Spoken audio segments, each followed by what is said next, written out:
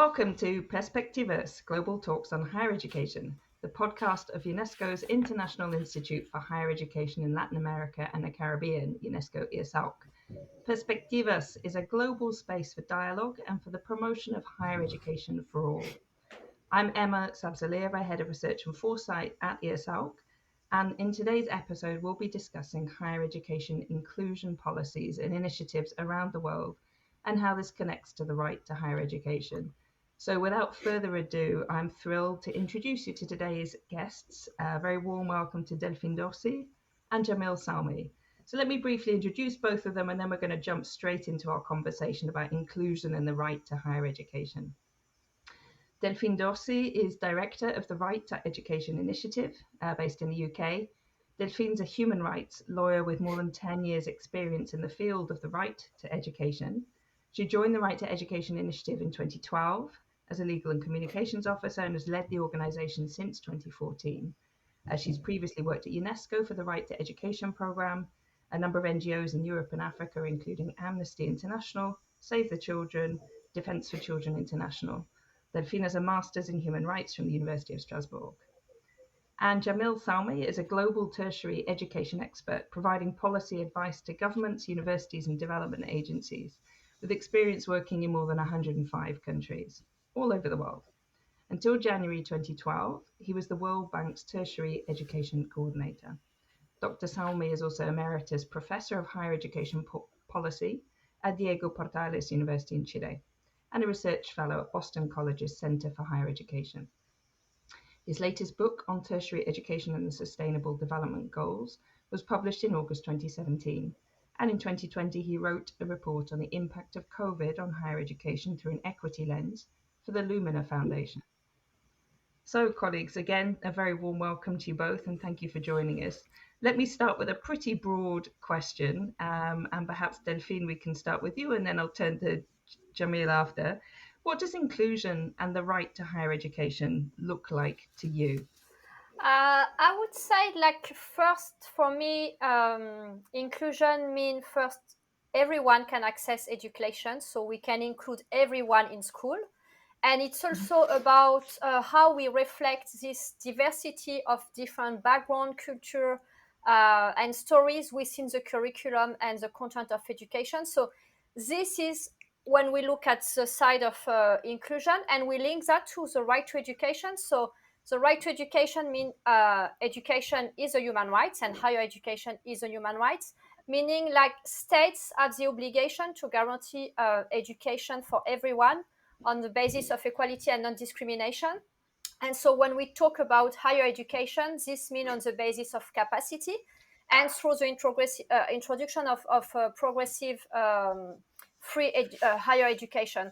So this is very linked. I mean, if we want to realize inclusion, we can turn to states' obligation and how this is protecting under international law that guarantee equality and non-discrimination, particularly through the progressive realization of free education and the implementation of policy towards the inclusion of especially the groups that are the most excluded from higher education, is what I would say. Emma, thanks. Thank you. Yeah. So I think it's really important to start by kind of laying that out in the framework of the international laws and rights which underpin that right to education. Maybe we'll come back to this in a little bit, but I think it would also be worth talking a bit more about how we understand the right to education, because I think traditionally a lot of emphasis has been placed, rightfully, on access to school education, when we know that still hundreds of millions of children around the world are out of school, and that this got worse, of course, during the pandemic as well. But perhaps we'll also think about, how higher education is part of that kind of lifelong spectrum when we think about education. Jamil, what about you? When we talk about inclusion and the right to higher education, where does that fall for you? Well, I subscribe fully to the definition that Delphine shared with us. And just perhaps to complement, she used the word access, right? It's to making sure that nobody is discriminated against, nobody faces barriers that are beyond their capacity, financial barriers, non-financial barriers, and hopefully we can come back to this issue. But access is the first step. But it's also making sure that they benefit from conditions, favorable conditions, so that they will graduate. There will be success also.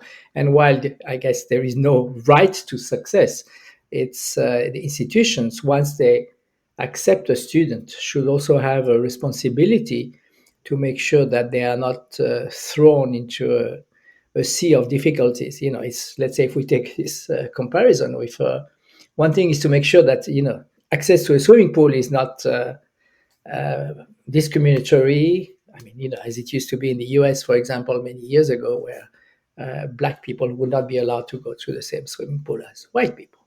But then you don't want to throw somebody in the swimming pool without teaching them to swim, right? And what we see is that very often students have access, but then face difficulties. Just the culture sometimes maybe different. I know Latin America has many private universities, and you have success, you have good, well qualified students from low economic groups or from indigenous groups that get access. Sometimes they will have a scholarship, but then they will find themselves with other students who have a totally different culture, the elite people or different for indigenous students. And they may be speaking the same language, but it's totally different. So thinking about the conditions once you have access that will allow success to happen is also important. Jamil, thank you. And I think that's really important as well, because a lot of the time when we think about the right to education, and of course, there's a lot to say about access to education and participation in education at all levels. But I do think it's important, as you've kind of brought to the table, that spectrum goes further. And it's about what happens. There's a lot of barriers that many students face before they can even get into higher education. Let's think, for example, about the quality of school education they've been able to access, or what kind of higher education provision is available to them, or whether their families can help them financially to get into higher education, and other barriers. Once you're there, what is it that can be done to make sure that every student can benefit, that every student can reach their potential through higher education? So thinking about these aspects, which in the North American context, we talk about as student success. In other contexts, I've seen that talked about as persistence. Sort of getting students through to completion and graduation. Although not just on the sort of technical side, of course, it's not just about did you pass this exam, did you do this, but it's also about the individual transformation of that student whilst they're in higher education. So I think that really helps to give us that kind of understanding about inclusion, both from the legal perspective, also from the more holistic perspective of how we think about that, not just as getting in, but getting through higher education. Now, both of you over the course of your careers have approached the right to education, the right to higher education and inclusion from different perspectives and in many different contexts. So I wonder if you could give us perhaps a couple of examples that you've seen in your work about some of the key struggles when it comes to inclusion in higher education being faced today. Jamil, let me just perhaps pick up on the point that you were making before about Indigenous students in Latin America. So that might be one that you want to talk a little bit more about, or give us some other examples. Our audience joins us from all over the world, so things which might be common in one context might also be common in another, but might not. Well, I think one thing for each country is to define what I call the equity target groups. Which groups in society face these barriers? And obviously, I think a common thread across all countries, all continents is poverty. So students who come from low socioeconomic groups will face much more difficulties than other students. A friend of mine, Bruce Chapman, who is the father of the income contingent loan system in Australia, used to say, half jokingly but half rightly, that the best way to get ahead in life is to choose your parents carefully, because it all starts at home, right? And it's not only money to overcome financial barriers, but it's also the social capital, the cultural capital that you will get at home, the interaction between the young child, the baby, and then the young child with the parents, the the kind of vocabulary they will be exposed to, that already starts shaping the opportunities for young children, and then throughout the education system. So poverty, low income is a common defining aspects, and then linked to that, being in rural areas versus urban areas, being in remote areas in mountains, that will impact that. So then the second dimension is the minorities. So we talk about indigenous people, and in Latin America, some countries have very high proportion of indigenous people: Central America, Bolivia, Ecuador, and a little bit less in Peru, but then a little bit less in Colombia or Venezuela. Traditionally, in many countries, girls were also held behind, especially in countries where you have cultural or religious beliefs against the education of girls. I think that has improved tremendously in terms of enrollment, except in sub-Saharan Africa and South Asia. But by and large, you have now, and I think in many countries, even more girls in schools and at the university level. The problem is that they're still very often stuck to the traditional stereotypes of, you're going to grow up to become a nurse or a school teacher. So in terms of access to STEM programs, for example, you will still see a big gender gap. And then when you look at universities, the higher grades will have a disproportionate high proportion of men. And when you look at the proportion of female rectors or university presidents, is still behind. And of course, students with disabilities, who very often are left behind. I call them the invisible minority, because very often nobody speaks on their behalf. And lastly, the intersection of these factors. So I always say that one of the worst situations in life would be to be a girl from the Dalit, the untouchable caste, the lowest caste in India, living in a rural area and having special needs. So this is how you want to analyze the scope of disparities in countries. Yeah. Thanks, Jamil. And I think we can also make available in the show notes as well some links to some of the work that you've done, because I know you've taken up some of these various groups and intersections in the work that you have. We've started to use the terminology of equity deserving groups to try to talk about people who in higher education would be worthy of additional support and require it because of the sort of structural and systemic barriers that have held them back until now. So I think that for me is a kind of language that helps us to remember that it's not the fault of this individual student that these barriers are placed in front of them. So what is it, if we turn that conversation around, that we can do with laws, with systems, with ways of organizing, even governance in higher education, ways of organizing courses that make sure that those students get what they deserve, which is much better treatment in higher education. Delphine, how about you? I don't know whether you want to talk about some work that the Right to Education Initiative has done in France, or if you want to pick up from some other sort of global examples. We'd really appreciate your perspective. So let me pass the floor over to you. Yeah, so maybe before talking about France example, because it's true we've done some work there, I would say like something I think it's a big challenge at the moment, in my view, on inclusion in higher education is, based on all what Jamil said already, is the fact like we keep on saying like education is a way to transform a life of an individual and even a family. It's a place where you can get really lift out of poverty. It's a place where we can go from a social level to another social level, and this is very strong when we talk about higher education, because it's based on the capacity. So this idea, like if you have the knowledge, the capacity to become an engineer or to do something that fits your own skills, and then you can do it. But this is not true. I think this is the main challenge, because this is not true. And what we see is, even we like states develop some policies to facilitate some inclusion, even positive measure, specific quota for some group. We say like girls have much more access to higher education, but it's not true in low-income country, for instance.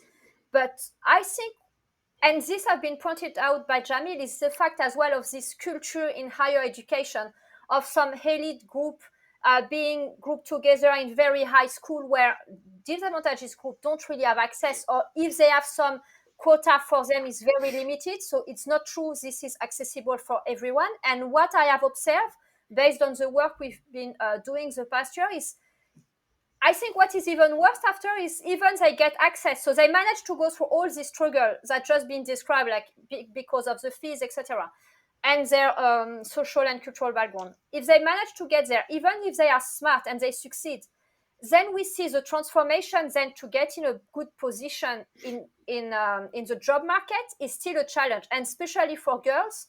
I've been shocked this year showing like most of the photography school have 70% of women in that school, but then they are covered in media and in the field, it's only 30%. So, even we said, oh, it's amazing with giving space. So I'm giving the example of these women because I've been so shocked. But so, like we give access and they succeed and they are great.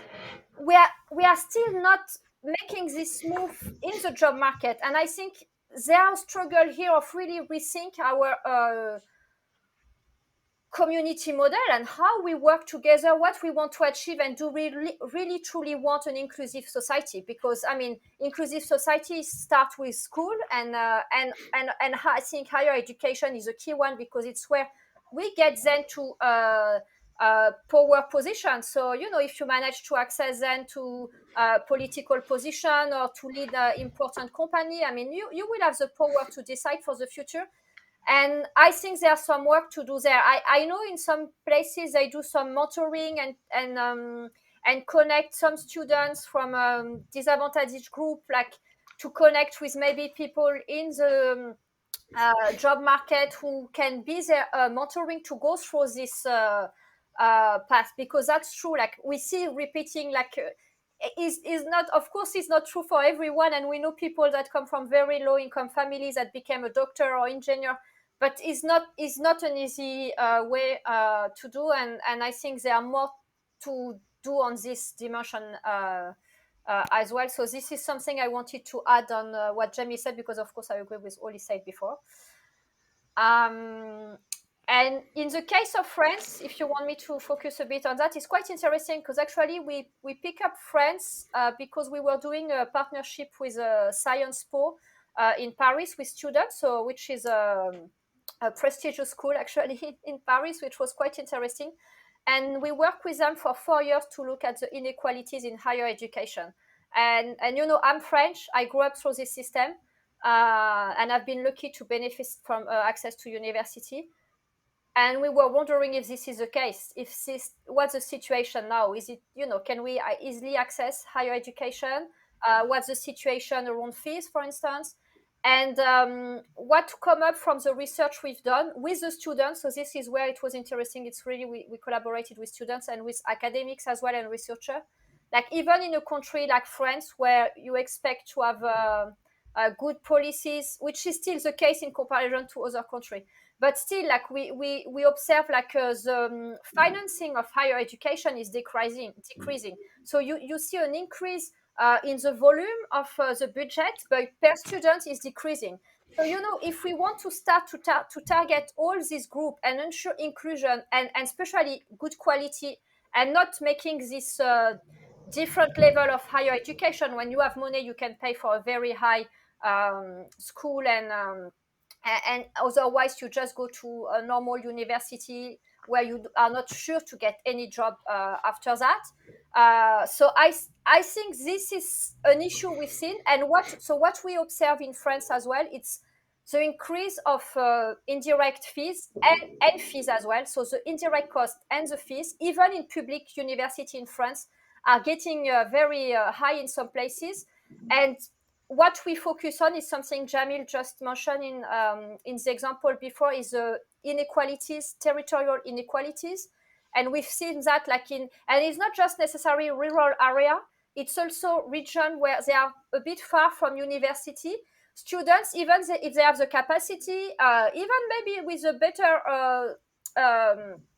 in a family with maybe more from an elite family, we'll say, if they're a bit far from this center, university, higher education center, sometimes it's not so easy for them to go there. It's not just about the transport, but it feels less accessible. So there are a lot of work to do as well on how we can tackle that, which is not easy because, of course, we cannot create university in every places, but so this is something we observe, and the cost of higher education, especially for the one who come from a bit far from this center, and is getting complicated. And with the COVID, this has been even worse because students that struggle with financing higher education, who generally work in some job, so many often in restoration or other places like that, have been stopped during the COVID. So we've seen some struggle, particularly for the most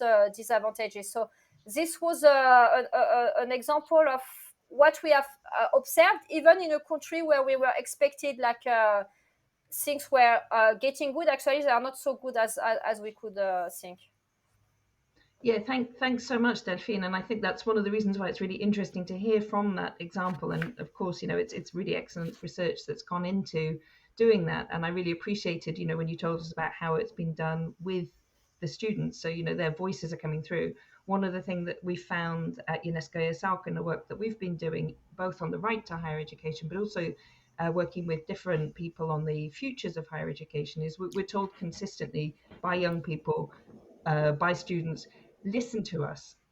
We have things to say and we have ideas about how this works. So it's great that your research has been able to do that. Just one quick clarifying question, if I may. You talked about indirect costs becoming an issue for students. Can you say a little bit about what those costs are and how they can become a barrier for students? So indirect costs are, for example, accommodation. Even if you are not studying in the city where maybe your parent live, you need to pay for an accommodation. You need to pay for transportation. You need to pay for your food. And if there, these are the main one, and they are huge because even in some places accessing even an accommodation. So in some country, and this is the case in France, there are some specific accommodation for students with low income country, but they are very limited. It's not accessible for everyone. And if you are in a middle income family, so you don't have really money to pay for a flat, or for your parents to pay for a flat, and you don't benefit from the support from the state, it can be very complicated. And if you don't have any support, uh, even to have someone who can testify you can pay for your accommodation, it can make students in very complicated situation, and even to get some jobs and accommodation very bad sometimes. So this is an issue. I know there are some states that take some policies actually to facilitate, for instance, access from students to accommodation, which there are some specific policy in France for that, because otherwise landlord doesn't want to rent you a flat, and transportation depending on where you live and how you deal with that. So these are main one, I would say. Okay, super. Thanks so much for going into a little bit more detail on that one. And as you're talking about that, it's resonating a lot with some of the conversations that we've been having. We've done, for example, recently some regional consultations on the right to higher education. The issue about accommodation and transport costs comes up across regions. Also, tying back into something, Jamil, you were talking about for the situation for female students. And yes, I think we see from the statistics that participation rates are increasing for women, although of course not equally across subjects, but we still have a lot of the discriminatory barriers that persist. So I'm just recalling a colleague from Afghanistan talking about the safety of female students and whether they themselves felt that being in higher education, particularly if it wasn't so directly close to their home, was going to be something that could be assured for them. These are all considerations, I think, that come up when we think about inclusion and the right to higher education in global contexts. Um, I'd like to turn now perhaps a little bit more specifically in your work to initiatives where you've been working with governments or you've created policies, initiatives which could lead to the kind of policy change, which I think, we see is in high demand still around the world because of these barriers that we see for inclusion. So I wonder whether you might give us an example of something, an initiative or something that you've worked on with governments which has had some impact on the right to higher education. Jamil, maybe I can turn to you. Yeah, thank you, Emma. I think luckily many more governments now have become aware of the importance of putting in place policies. And I did a survey on behalf of the Lumina Foundation a few years back, and the finding was that at least on paper, everybody is committed to improving access to higher education. But where you see big differences is in terms of alignment between the official theoretical commitment and the policies in place, having enough financing. Delphine rightly indicated that in many countries, unfortunately, even in rich countries like France, the budget for higher education, public budget, is stagnating or sometimes decreasing. And of course, with COVID, that has made it worse. So, is there financial commitment and also alignment with other measures to avoid discrimination, to provide the full support to all the groups that need special support.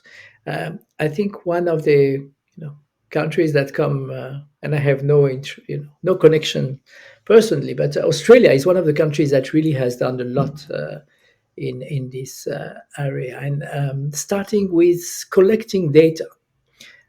Because one of the challenges in some countries, including France and Germany, for example, in the name of the republic, we don't want to distinguish among people, so we assume that everybody has the same rights. But then you don't have the statistics to demonstrate that there are discriminatory behavior. I remember reading recently, I'm sure Delphine is aware of this, people sending mock CVs to different companies with the same qualifications in terms of university background and extracurricular activities, but different names. So in the case of France, if you are called Pierre Dupont, the opportunities will be much better than if you are called Mohamed Salmi, because they would think, or even male and female.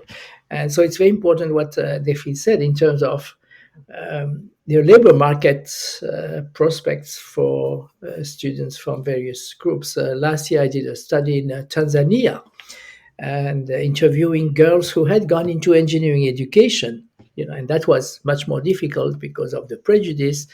Engineers is for boys, but then they were telling me that even when they graduate as engineers with high grades, they would not get jobs, typical engineering jobs in industry. So they would be stuck with going to work with insurance companies, banks, etc.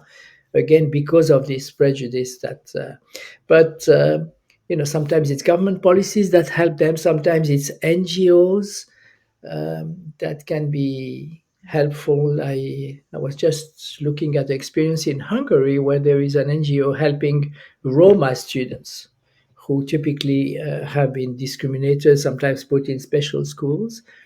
And this NGO was linking Roma graduates who were successful with students for mentoring, for support, model build, role model building to encourage them.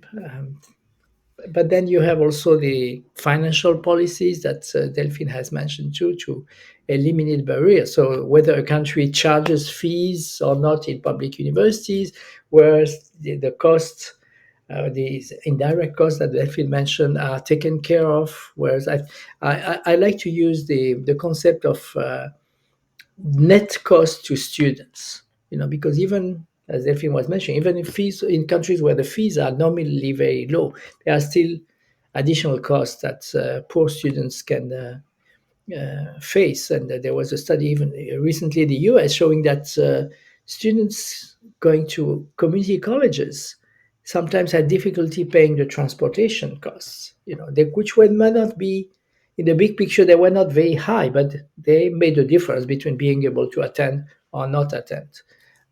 So looking at all these policies and trying to see which countries are doing well, which countries we can learn from, is very important. Yeah, thank you. I think that's, for me, one of the kind of key takeaways that we can take from today's episode is when we're thinking about inclusion, that we need to go a lot beyond access to higher education. It's critical and we have to keep attention on that, but we also have to think about what we're variously calling student success, persistence, retention. But then, as you've both pointed out so eloquently, this transition into, it could be the labor market, but it could also be, into society as, adults at various points in your life, whenever it is that you're able to take up higher education. So I think thinking about the right to higher education as that kind of continuum is a really helpful way of framing the issues, thinking about different policy initiatives that can be undertaken, but also, what I'm hearing from both of you as well is that there are some societal perceptions, barriers, which also can hinder people's enjoyment of the right to higher education.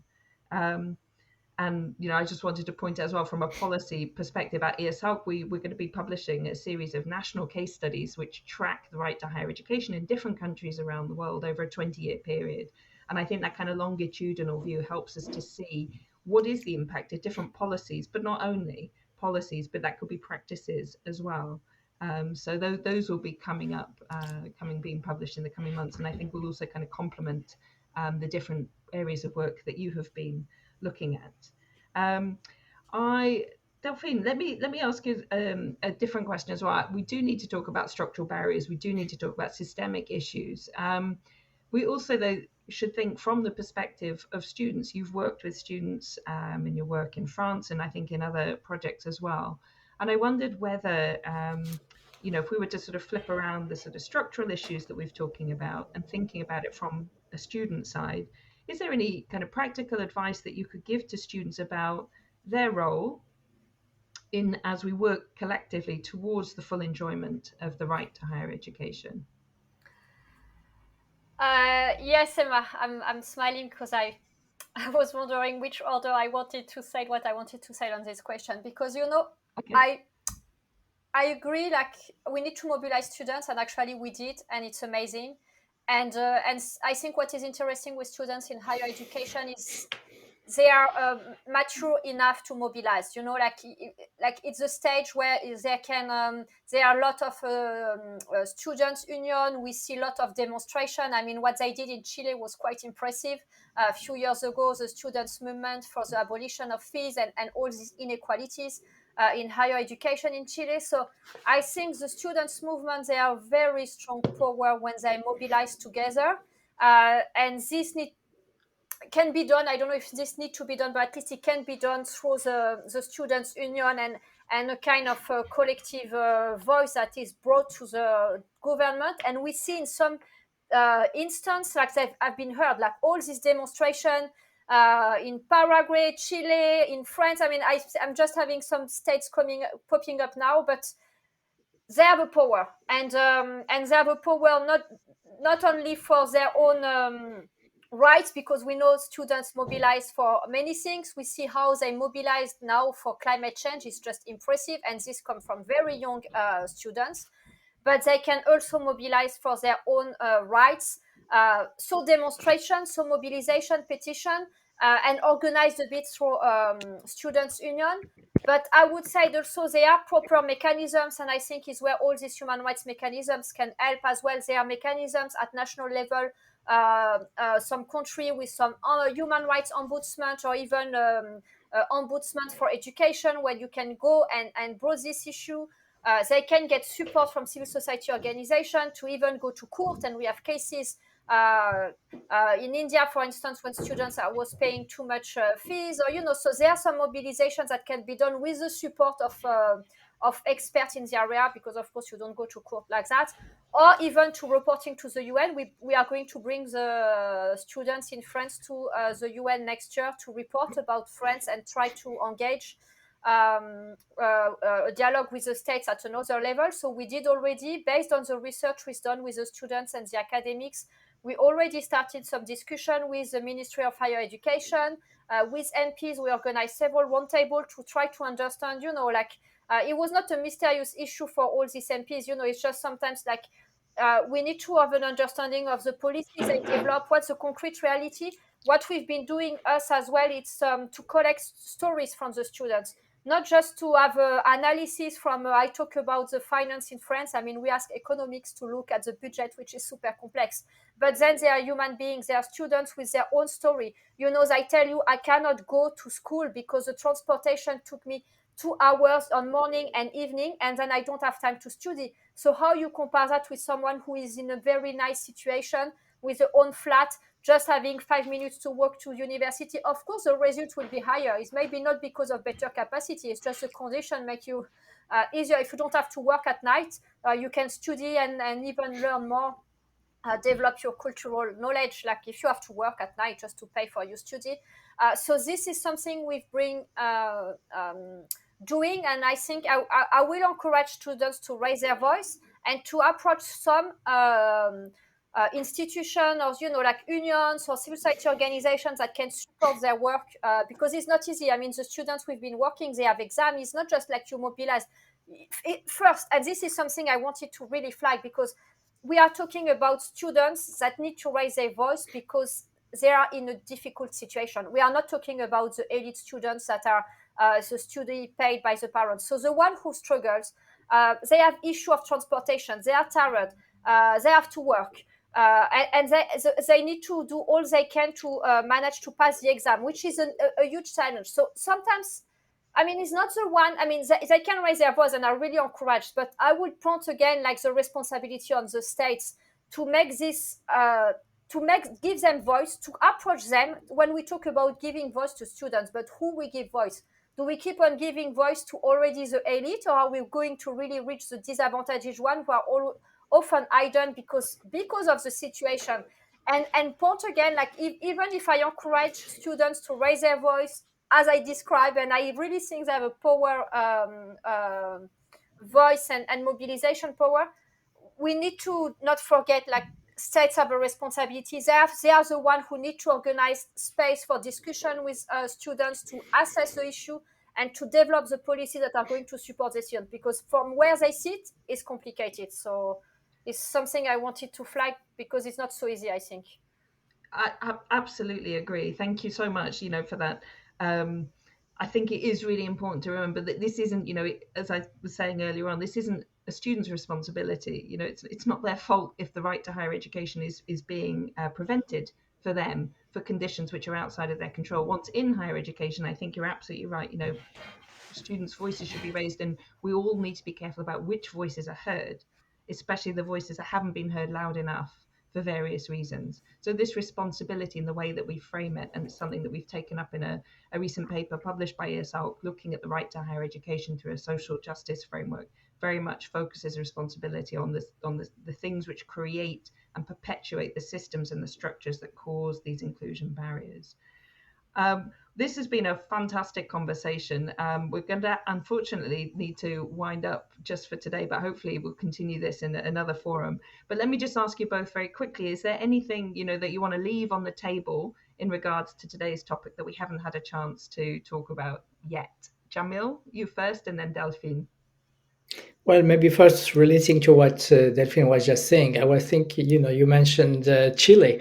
It's interesting to think that the democratically elected new president of Chile was a student leader during the events that you referred to, asking for free higher education. And Chile now has a targeted free tuition approach that South Africa has also implemented. And I think that's a new model that's for developing countries that have limited resources, offers many promises. But I would just conclude by saying that it's really everybody working together. It's alignment, government policies, institutional policies, what universities themselves do, and listening to the students having their voice, because at the end of the day, it's their life that are impacted positively or negatively by these opportunities.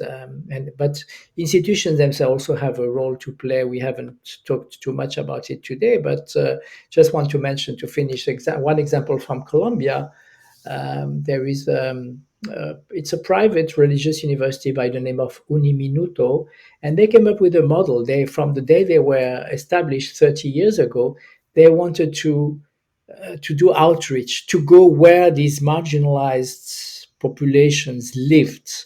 And I describe them as the most public private university that I know in Latin America, because they've been very successful. They have 120,000 students throughout the country, and they have small campuses in marginal urban and rural areas. And in fact, they were so successful that the government of one of the Colombian departments of Antioquia adopted the similar policies for their public institutions. So not having only the main campus in the main city of the region, but reaching out with small campuses to make sure that the kind of obstacles Delphine has mentioned will not prevent young students from accessing higher education.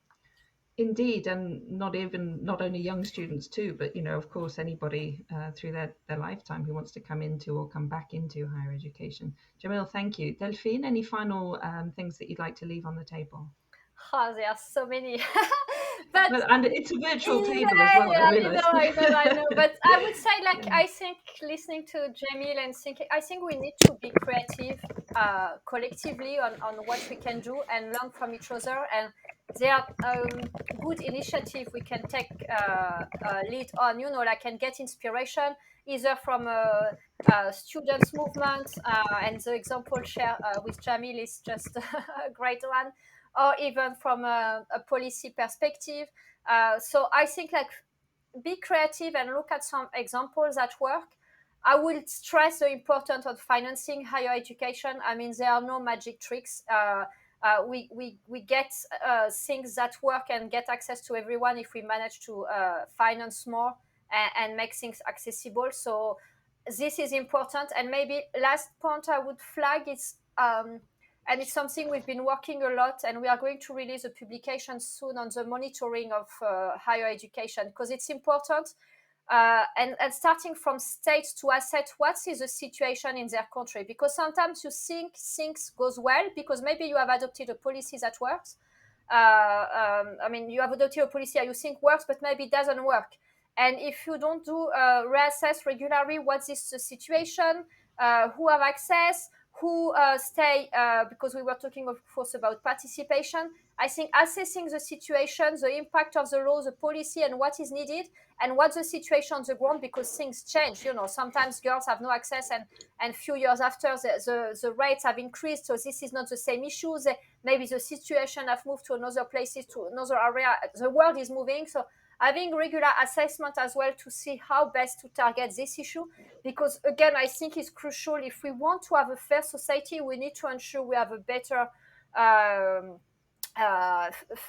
fairness in higher education, and this is through inclusion. So thanks for having brought this topic, because I think it's one at the heart of higher education.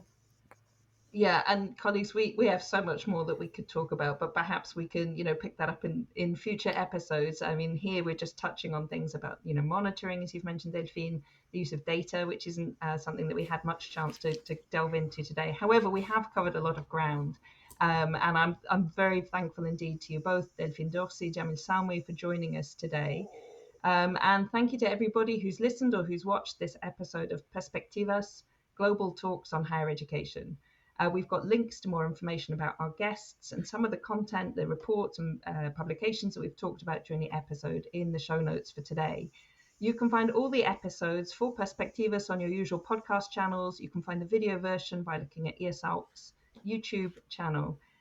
Share the episodes with your network. Stay tuned for upcoming work and discussions by UNESCO IESALC's podcast, Perspectivas, Global Talks on Higher Education.